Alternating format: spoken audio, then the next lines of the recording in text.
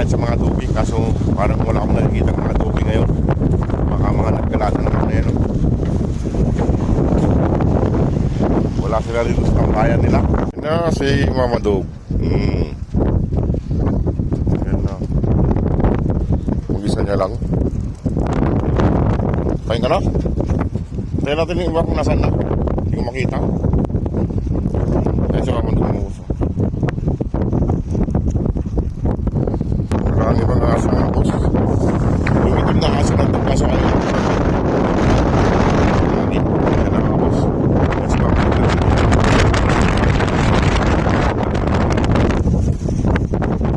Wala yung iba mga boss. Kung saan na lang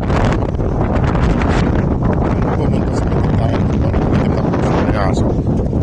Sinusundan niya yung mga boss.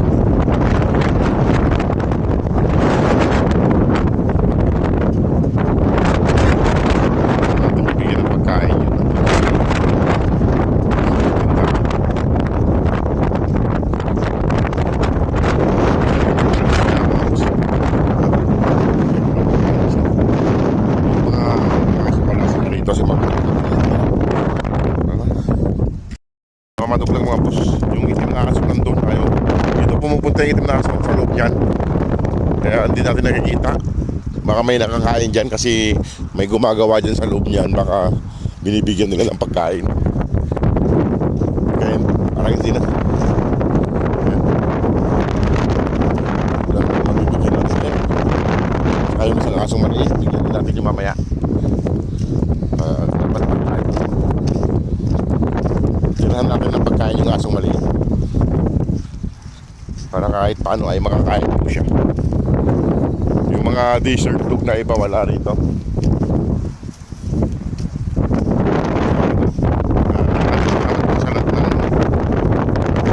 Paano mga bagong followers, mga bagong followers, salamat po sa inyong lahat. Salamat po sa si Mama Dog lang. Ayan, ganyan. Gutom na si Mama Dog. Dadalang mga boss ulit pag nandun na kami. Ano ako ba na nagpapakain?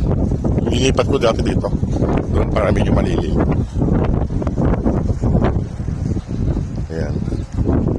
Mga boss kumakain na si Mama Dog. Wala yung mga ibang desert dog. Ayan.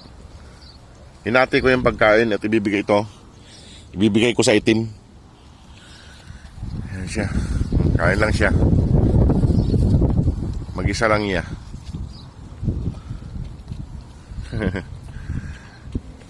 Ganun talaga, wala yung iba.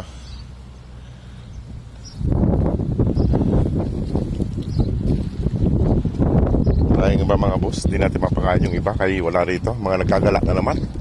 Mga gala kasi mga boss, mga gala.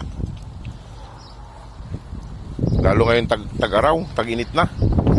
Mga naghanap siguro ng ayan, oh. Matakaw si Mama Dog. Hindi katulad ng ibang aso rito na mahinhin kumain. Okay. Medyo mahangin ngayon mga boss. Ayan.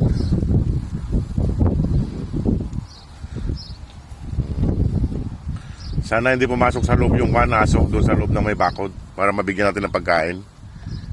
Ayan, may tubig siya dyan. Ayan. Iwanan ko na siya dito mga boss para hindi siya sumunod. Kasi papakainin natin yung isa.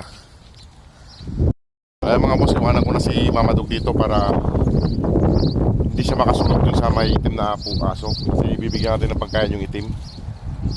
Ayan. Kumakain naman siya. Marami naman siya pagkain.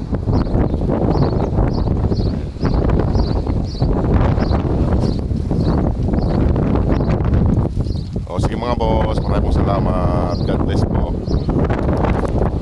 So dyan ko na lang iniwan yung pagkain ni Lugi. Dahil dito naman siya lumabas kanina pumasok. Diyan na lang siya. Kasi wala na siya dito sa labas mga boss. Eh dyan sa pumasok kanina. Dyan ko na lang iniwan yung pagkain niya. O sige mga boss, maraming salamat. God bless po.